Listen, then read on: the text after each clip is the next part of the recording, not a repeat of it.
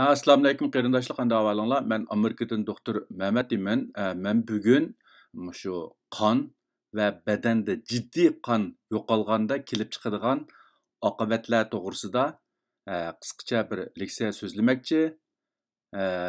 Hammanglarning diqqat bilan anglashinglarni umid qilaman.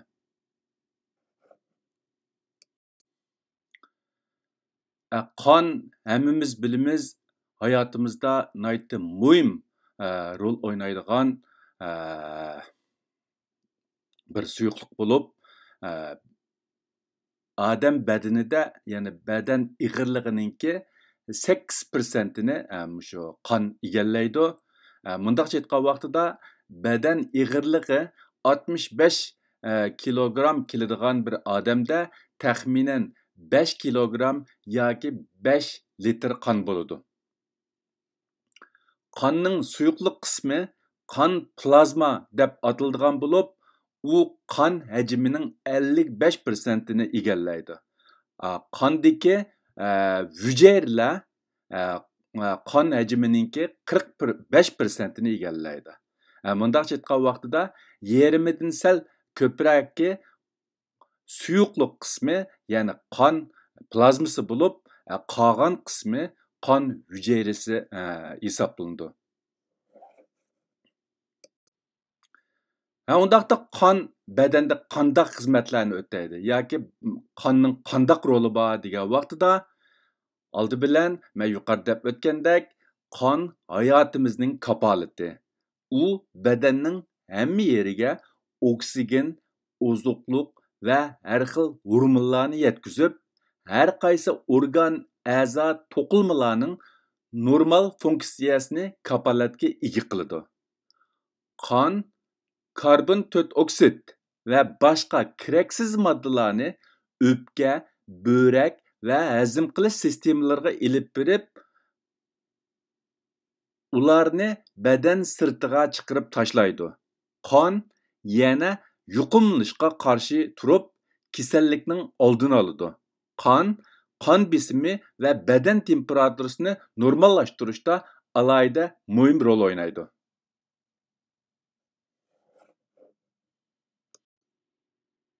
Undaqda qandaq ahvol ostida badanda jiddiy qon yo'qosh bo'ladi.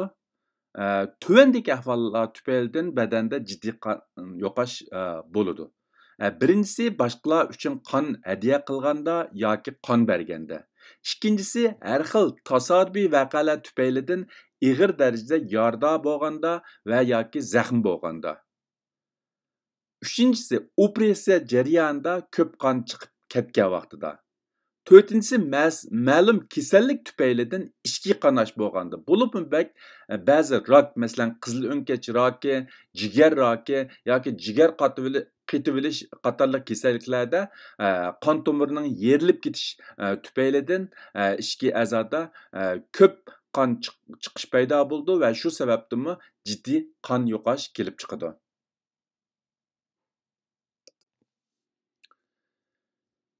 Badanda jiddiy qon yo'qoshning darajasi hozir hamda shu yo'qolgan qonninki miqdori va u keltirib chiqargan yomon oqibatlarga asosan badandagi qon yo'qoshni tuvandagi 4 darajaga ayirish mumkin.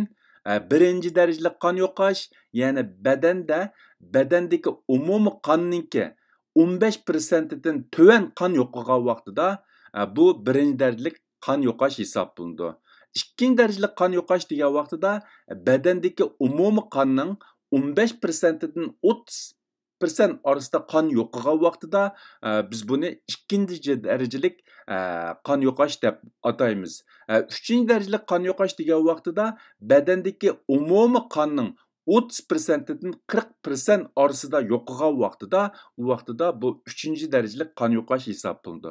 To'rtinchi darajali qon yo'qosh degan vaqtida badandagi umumiy qonning 40%dan ortig'i yo'qolgan vaqtida bu to'rtinchi darajali, ya'ni eng ig'ir darajadagi qon yo'qosh bo'ladi.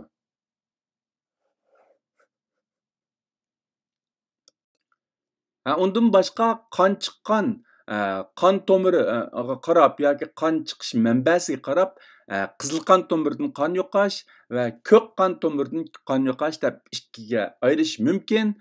Qizil qon tomiridan chiqqan qonning rangi parlaq qizil bo'lib, qon itilib chiqadi ham tez chiqadi. Ya'ni bunday chiqqan vaqtda qisqa vaqt ichida ko'p qon yo'qolishi mumkin.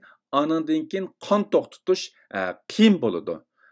Ko'k qon tomiridan chiqqan qon bo'lsa, qonning rangi qoramtul qizil bo'lib, qon nisbatan osti chiqadi. Qon to'xtatish nisbatan oson bo'ladi. Bularni so'zlashdan maqsad asosliqi mushu qon chiqishiningki xatarlik ahvoliga baho berish, ya'ni qaysi vaqtida jiddiy bo'limga telefon berish uchun buni bilish nihoyatda muhim.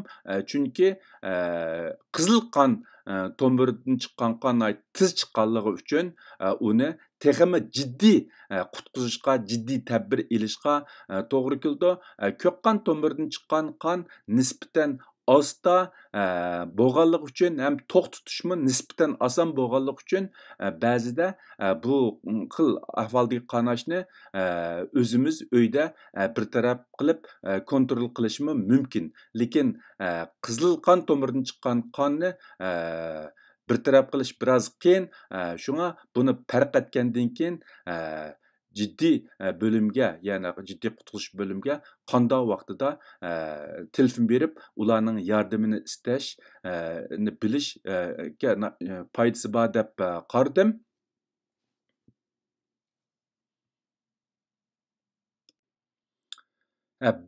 Birinchi darajalik qon yo'qolganda badanda, ya'ni bizda qandoq alomatlar ko'rildi degan vaqtida ko'pincha quramiga yetganlar eng ko'p bo'lgan vaqtida badandagi umumiy qonning 15%ni, ya'ni badan ig'irligi 65 kilogram keladigan bir odamda 750 millilitrgacha qon yo'qolgan vaqtida normalda hech qanday muhim aks ta'sir yoki alohida cho'ng o'zgarish bo'lmaydi. Bundaq ahvolda alohida jiddiylashib ketishninki hojati yo'q. Ya'ni biz normalda qon hadiya qilgan vaqtidami shu 400 millilitrdan 500 millimetrgacha qon oladi har bir qitimda. Buningki alohida badanga yomon ta'siri bo'lmaydi. Agar bu miqdorda qon qisqa vaqt ichida tizli yo'qolib ketsa, ba'zi kishilarda beshi qo'ygandek his qilish yoki ko'z to'rilishi mumkin. Ya'ni bunday chiqqan vaqtida 65 kilo keladigan bir odamda chiqqan qon 750 millimetrdan ishib ketmagan vaqtida alohida yomon oqibat kelib chiqmaydi. Bak jiddiylashib ketishninki hojati yo'q. Ikkinchi darajalik qon yo'qolganda ko'riladigan ahvollar yoki oqibatlar.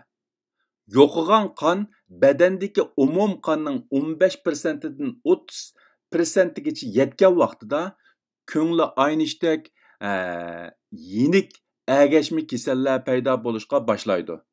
Bu miqdordagi qon yo'qosh yurak va nafaslanish sur'atini oshirib o'tadi. Sudik miqdori va qon besimiga ta'sir ko'rsatib, sudik azlab ketishi, qon besimi tuvanlishi mumkin. Bemor ansizlik yoki beoromlik his qilishi mumkin. Badan put-qo'ldagi qon tomirlarini qisish orqali qon yo'qotishning o'rnini to'ldirishga boshlaydi va shu orqali qon besimi va qon aylanishini saqlashga urinadi. Natijada teri sovuq va tatirib ketishi mumkin. Ya'ni terining temperaturasi tuvanlab ketishi mumkin. Chunki badandagi muhim a'zolar bo'lib, miyaning qon ta'minotini kapolatga ega qilish uchun teridagi qonlarni qisidi. Ya'ni terida qon aylanish oz bo'lg'achqa terininki temperaturasi sovuq bo'ladi. Uchinchi darajalik qon yo'qolganda ko'riladigan ahvollar yoki oqibatlar. Qon yo'qotish badandagi umumiy qon miqdorining 30%dan 40%ga yaqinlashgan vaqtida badanda shok paydo bo'ladi. qon besimi texmi tövellaydi. Yurak soqishi texmi tizlashidi. Bemor hushidan ketishi mumkin. Nafas texmi tiz va tez bo'ladi, ya'ni shalong bo'ladi.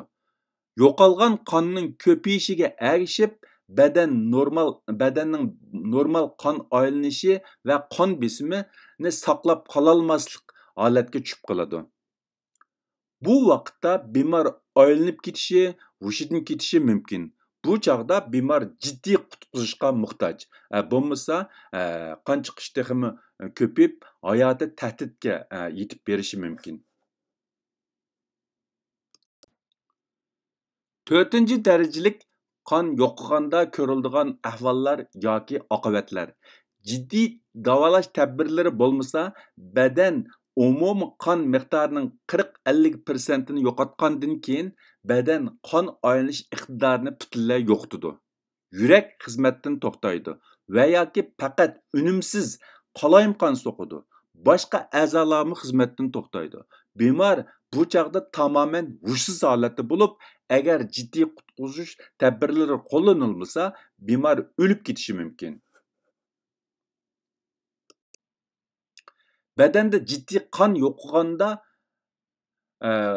ilib beriladigan tadbirlar. Yana bundaq aytgan vaqtida badanda shundaq jiddiy qon yo'qosh bo'lgan vaqtida biz nima qilamiz yoki atrofimizdagilar shundaq bir ahvolga duch kelgan vaqtida biz nima qilamiz degan vaqtida birinchisi qon chiqqan kishini taksi yotqizib harakatini cheklashimiz kerak. Ya'ni harakat qilmasligimiz kerak.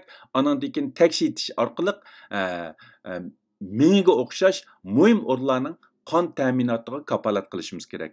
Ikkinchi, qon chiqqan joyga doka yoki pokiz raq qo'yib, olqinimiz bilan besib yoki qon chiqqan qo'l pochoqning yurakka yaqin qismini bog'lab qon to'xtatishga tirishishimiz kerak. Uchinchisi, agar qon to'xtamasa yoki qon to'xtashga ko'zimiz yetmagan vaqtida darhol jiddiy qutqizish bo'limiga telefon qilishimiz kerak.